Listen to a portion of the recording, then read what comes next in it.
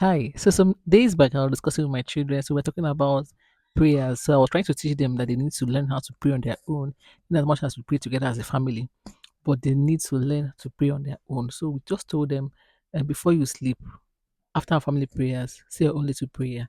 When you wake up, before you come down from your bed, say your prayer before you come together. We come together for family prayer. So at this point, I was trying to make them understand that our prayers as parents or as their parents can only go to some extent.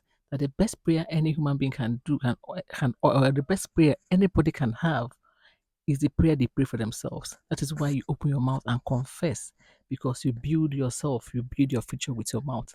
So I'm trying to explain that to them. My son mentioned one thing that struck me. Even the example didn't come to my mind. My son just said, "Mom, is it like Job?" So it now dawned on me that Job is a perfect example to like bring home what I'm trying to let them know. So Job, when the devil wanted to touch or deal with Job, you know the story, right?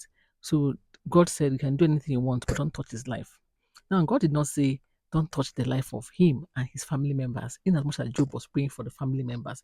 So as at that time, sacrifices Job was making was to intercede for the family. So to them they are protected. But when the hedge of fire was removed, only Job, as a person interceding, the person praying, was one that was kept alive. So what am I trying? So it was a perfect example for me to drive home what I was trying to say. I told them, look, Job was doing everything for the family, but when the ships were down, only Job was saved. So imagine if the children were praying, right? It could have been a different ball game altogether.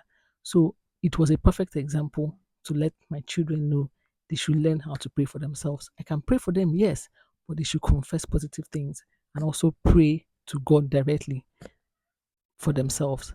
So what do you think about this story and what do you think about allowing children to learn how to pray for themselves and how old is old enough for a child to start praying for themselves? See you guys later. Bye.